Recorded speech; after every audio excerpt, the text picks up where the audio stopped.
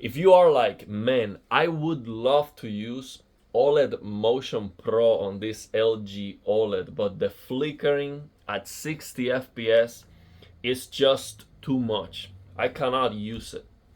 These are the settings for you. I worked very hard on these settings because I want to give you the option to enjoy the best feature we have on this LG OLED, which is black frame insertion. For example, on this LG C1 OLED Motion Pro High improves the motion clarity in 2.6x, meaning that at 60 FPS you are looking at a picture in motion that looks like 158 FPS. Okay, that's absolutely amazing. And 60 FPS is what you can get in most games, either if you're on PC or on the console. So this is the most important thing to figure out. How can I get that motion clarity goodness all the time? Okay, of course, if you have an LG C1 and a gaming PC and you can get 120 FPS rock solid without drops, then that's fantastic. There's no visible flickering, and the motion clarity is absolutely incredible. Okay, we're talking about 312 FPS like motion clarity based on my testing. And if you cannot get 120 on the PC and you can get 100, it also works. 100 FPS, 100 hertz OLED Motion Pro High is just absolutely amazing. And you can also use medium, which is going to double the motion clarity. But when it comes to motion clarity, I want to be all in. Okay, I don't want to use medium, I don't want to use low, I want high for the best motion clarity. Also, on this LG C1, medium and low and auto, they do not work at 60 FPS, 60 hertz, because they are doing 240 hertz PWM. Okay, so you're getting double refreshes of the same frame. That doesn't improve the motion clarity. You have to use high, and high is the dimmest and it flickers the most, especially at 60. So the settings I'm gonna share with you are going to be including a 22-point calibration. So remember, I am not an expert, I do not have a colorimeter, but I did work very hard on these settings, and this is the best of my knowledge and abilities. If you know better, definitely let me know. So this is very simple. Just give these settings a try and let me know how you like it. Okay, so here's what we're gonna do. We're going to reduce the brightness to reduce flickering. Okay, because the brighter it gets, and you can see that when you have a screen which is white, let's say you have a full white screen, the flickering is going to definitely be bothersome if you push all the brightness at 60 FPS with OLED Motion Pro. So what we're going to do, what we want is to reduce that brightness. But you might think, man, but the brightness is already reduced a lot when we use OLED Motion Pro. So if I reduce the brightness even more, that's gonna look terrible. No, look at this. This is my plasma TV. This is my Panasonic TCP42S1 plasma TV, and I've shown you before how bright this TV is. Okay, so I tweaked the settings the best I can on the plasma TV and on the LG C1 to make them look the same, and I'm gonna show you the settings for both so you see what I'm doing here.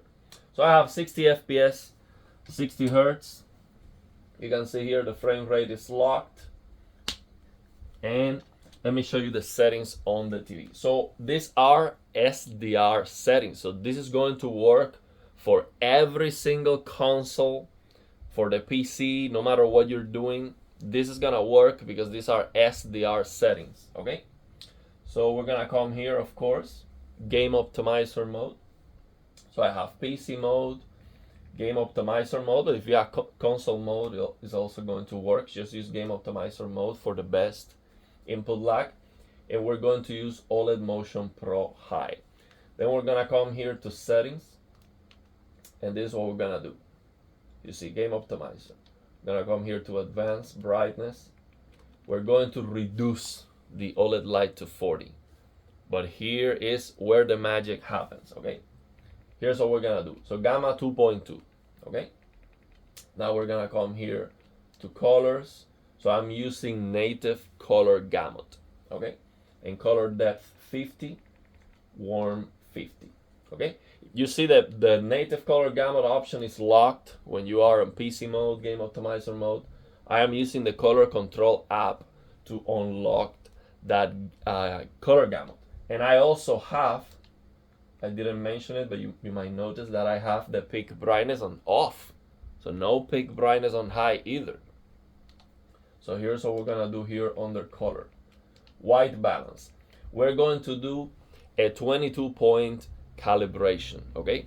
And this is to get the visibility near black and the visibility of the whole picture better, okay? Improve visibility of the whole picture because we are reducing the brightness, okay?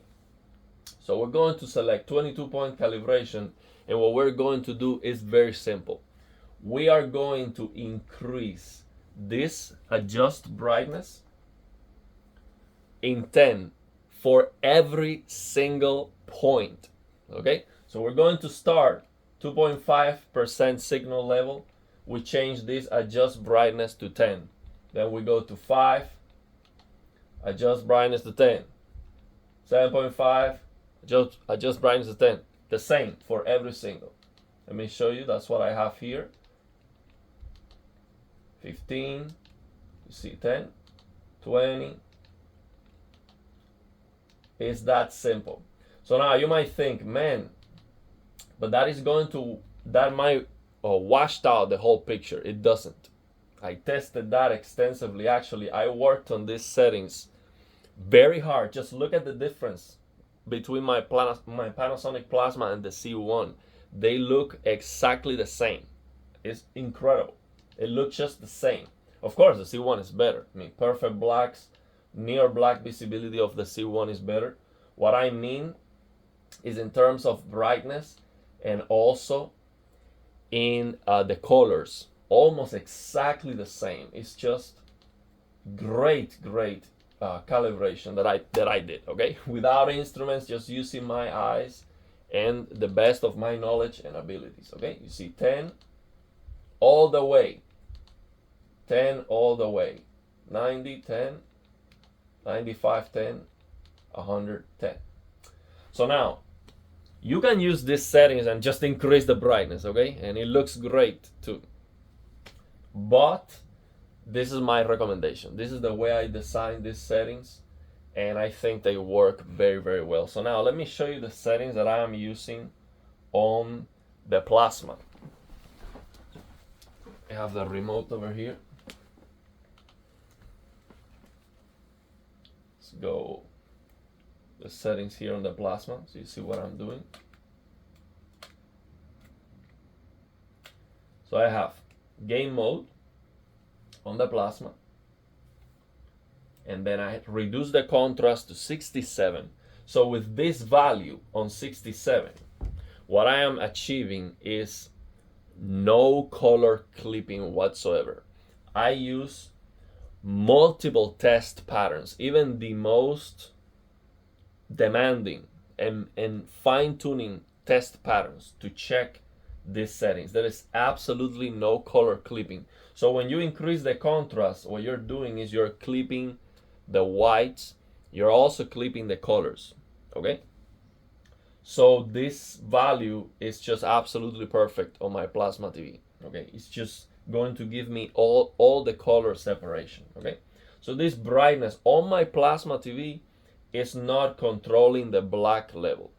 This is controlling the luminance output of the panel. This is like the OLED light setting of the LG C1. And the color in 41, again, if you increase the color saturation, you have to lower contrast. That's just the way it works, because the colors are going to clip the colors. And then I have color temperature in normal, and black level in dark. And I have limited on the NVIDIA control panel for the plasma and limited on the TV. For the LG C1, I have full on the NVIDIA control panel and full on the TV.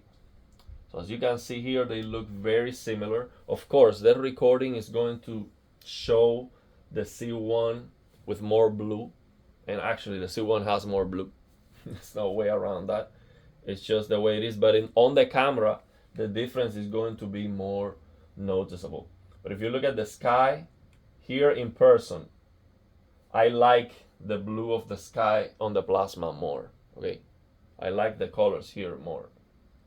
This blue looks more gentle, more natural to me. But they look very similar. They still look very similar. The colors here on the car, very similar. Like I cannot tell any difference on the blue here on the car. They look almost the same. This purple here, it just looks very, very, very, very similar.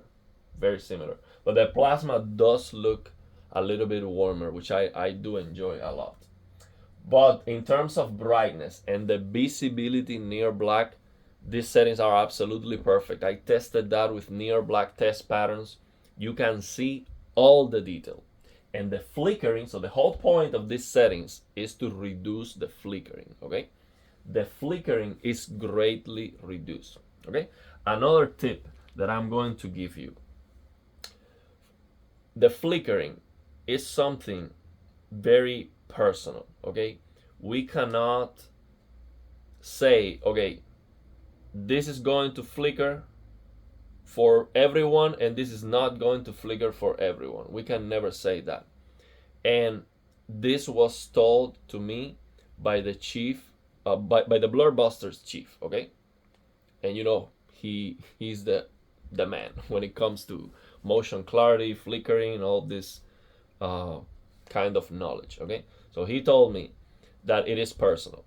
It is personal. We cannot say this flickers for everyone, this doesn't flicker. So the flickering, the way we perceive the flickering is also going to depend a little bit on the ambient light.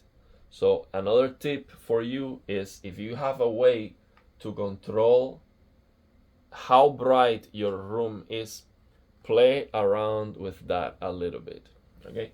For myself, I just don't see that affecting the way I perceive the flickering whatsoever. But to be honest, the flickering doesn't bother me. Even at 60, even with all the brightness maxed out, it doesn't bother me at all. I see it, but I get used to it, and it's not a problem for me, okay? But play around with the light that you have on your room, increase it, lower that light, and see what works best for you. So before I end the video, just to give you an idea what I was talking about with the flickering that is personal, the way we perceive flickering is also not linear. I'm gonna do a separate video about that because it's gonna be like a long explanation. I'm gonna get it's gonna be complicated. So I will do a separate video about that because I have some conversations with the Blurbusters chief with emails, and I don't want to quote him or anything because I might make a mistake, but I can tell you for sure he told me that the flickering is personal. So you might see the flickering at 60 FPS with OLED Motion Pro, and it might be unusable to you, okay? So yeah, I understand if that's the case. So it can happen. It can definitely happen that you cannot use it. Your man, this looks fantastic, I cannot use it. But these settings, and I work very hard for these settings, are definitely going to mitigate that a little bit, because with less brightness on the TV, the flickering you get less flickering, okay? And for example, it depends on the game too, because if you play a game that's a horror game, for example, All that matters is the near black visibility. With these settings, it's just perfect. You can see everything on the darkness, of course. Turn off the lights.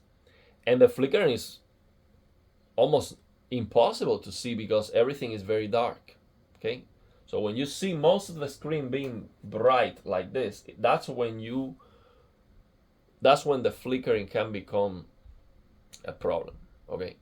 But if everything is dark and it's not a problem, then so maybe you can use the feature for horror games. Okay?